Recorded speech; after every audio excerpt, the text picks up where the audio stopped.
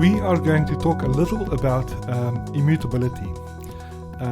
When do I decide to make a class immutable and when do I not? So we've seen a few examples of both immutable classes and classes that are not immutable. For example, class string is immutable. When I create a string, it gets a value, and that value can never ever change. If I do operations on that string, let's say concatenating it with another string, the result is a whole new instance, a whole other instance of string. It's not the original string that's simply modified. At other times, like turtle, we could move it, one instance of turtle, we could move it around. So we could change its state. I have one instance of turtle, and by moving it, I'm changing its fields. On the other hand, if I have a, let's say, complex number, it has a real part and imaginary part that are stored in fields. But when I play around with complex instances of complex, those fields never change. Once they're fixed, they stay what they are forever. So I want to illustrate this by talking about an implementation for die that is also in one of the tutorials. Here is a little game I'm writing. Let's see, this is the main function. It creates an instance of class die and it rolls that instance, and then I'm going to pass the instance to the player. And player is a method that takes an instance of die and simply displays the instance. So let's write die. Let's write the class die. What do I need to do? I need to implement roll. Basically, that's it. And of course, the die needs to store its value. So I'm going to use Eclipse a little bit, some of its features. If I hover over die, I have, it says die cannot be resolved with type. Yes, I haven't written it yet. And one of my options is to write a class die, which is what I'm going to do. But just below that, I see that there is also an option to create an interface die. So what Eclipse is saying is that maybe you don't want to implement die itself, you just want to create an interface that will describe how any kind of implementation of die should work. And then I could have classes that implement that interface, and they could be used in game. But for today, I'm going to create a real concrete class. So I'm just going to do that quickly. There we go. There is my class, but there are still problems. Role has not been implemented. One of the quick fixes that Eclipse offers is to create method role in type die. I'll do that, thank you very much. And what is role supposed to do? Well, die will have a private field that is an integer, and it is a value. And it's not static because I want to have many instances of die, and each of the dice should have its own value. So it's an instance field. Roll is an instance method. I can roll the dice individually, and what I want to happen is that it should be a value from 1 to 6. Random times 6. Let's just check. Math.random sends back a value from 0 to almost 1. If I multiply that by 6, I get a value from 0 to almost 6. If I add 1, I get a value from 1 to almost 7, but only 6.999. And if I cast that to an int, the decimal part, the fractional part will be thrown away, and I will get an integer from 1 to 6. That is what I want. This is a 6-sided die, and I'm going to save. It says values never used, and that is very true, but what can you do? Here we go. Let's see if this works. Oh no. When player, method player, printed the die instance, it got this ugly string that we inherited from object. So die inherits from object, and when I display it, I'm really calling its toString method, and that is quite ugly. So let's write a nicer method to string. Return. Now I want to return value, but of course I can't do that because I promised to return a reference to string, and value is an integer. There's no boxing or unboxing option that convert an int to a string.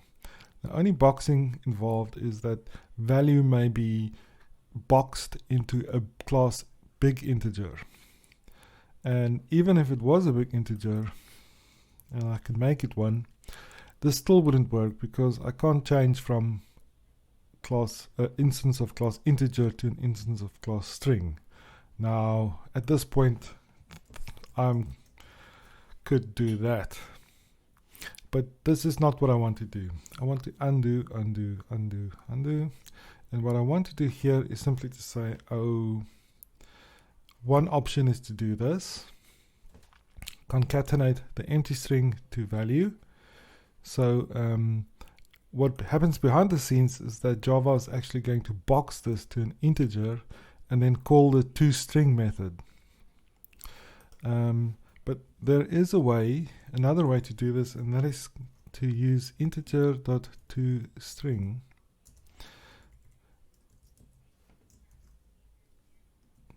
This is a static method inside big class integer, and I can pass it any int, and it will return the string representation of that int. So there are many ways to do this, but that is perhaps not the important part. The important part is that I want to run it and I get a 3. And if I run it again, 4, 6, 1, 5. Okay, this die seems to work. Cool. Now, what happens in the game if player is actually not a player but a cheater? And what the cheater does is it says while d.toString equals Eclipse has got this funny idea that I want that method 6. So while I haven't rolled a 6, roll the dice again. Or roll the die again. So cheater checks while there's not a 6 on the die, roll it again and again and again and again. And then finally it displays die. So we expect this to display 6. 6, 6, 6, 6, 6. Okay. So this is a perfect example of why I sometimes want immutable classes. Die is an instance, and it can be modified. Value is not final, so we expect it to be modified during the lifetime of this instance, and in fact we have a method for doing exactly that. Roll modifies the value of value, so that whether on purpose or by accident, game may roll a certain value, but a method may change that. It may change the state of this object, of this instance. And when cheater is done, D is no longer what we expect it to be. We thought we rolled a 3 and we just passed the 3 to cheater so that that player can look at the roll and react in a certain way. But what cheater has done is it has changed D. That may not be what we want. Maybe it wasn't on purpose, maybe it was an accident, but still, this is a bug to some extent in our code. So what I want to do is I want to change it. I'm designing my program so that die will become an immutable class. And what that means is that I want die to have only one value and one value ever. And I'm going to initialize that value. One way of doing that is to write a constructor that assigns, of course, a constructor does not send back void. A constructor has no return type. This constructor assigns the initial value of field value. It sets it to this, and it can never ever change. And now the roll method goes away, because what's the purpose of roll? Well, there is a purpose, but we'll see that in a second. I do still want to roll die. I just want to mention that I don't even need this constructor. I could just assign this value right up here. This will be the initial value of die, and then the constructor is not needed. So I want to do that.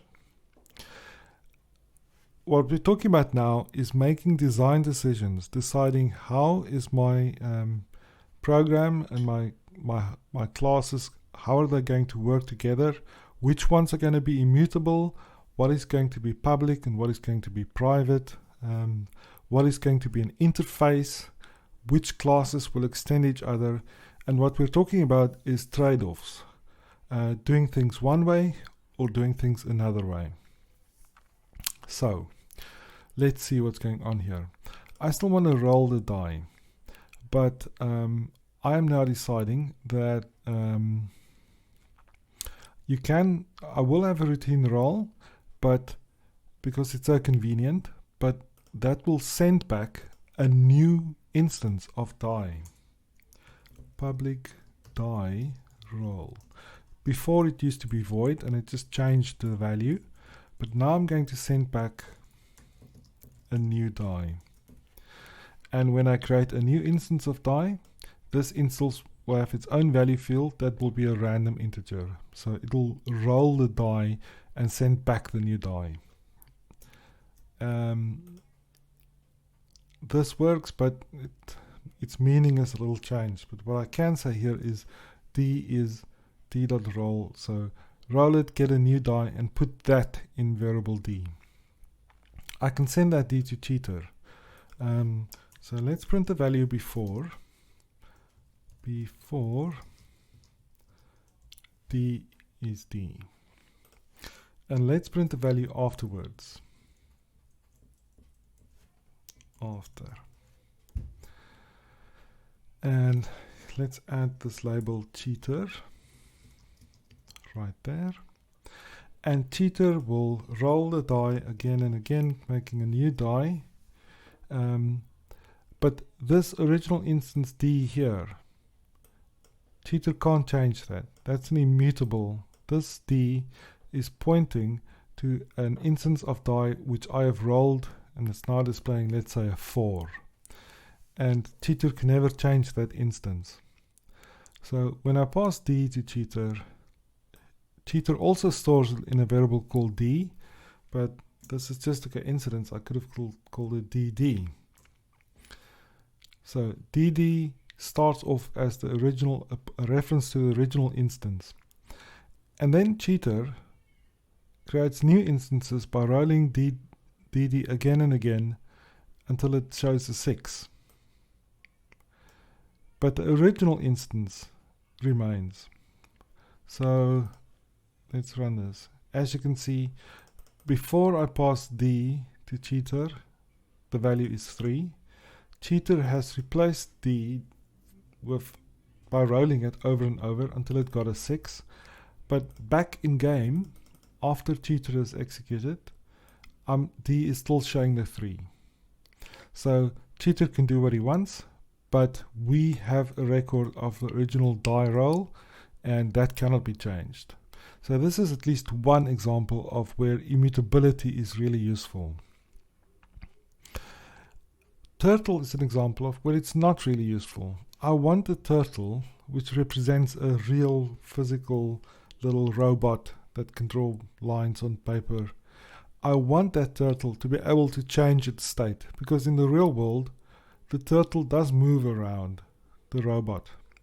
And it's not as if I move the robot turtle, a new robot turtle is created. So it makes a lot of sense to have turtle be an immutable class that I can change, and the methods I use to change it, go forward, turn left, are called mutators, because it mutates or changes the state of a turtle. But in the case of die, it makes more sense to me to have an immutable class that cannot be changed or accidentally or on purpose during a game. Right. That's it for mutability and immutability, but as you can tell, there are many similar decisions, and they're not always easy, and there's not always a right answer. Sometimes you have to say, this code is ugly, but it's more correct, or this code is not very elegant, but actually it's very efficient. So there's always a trade-off.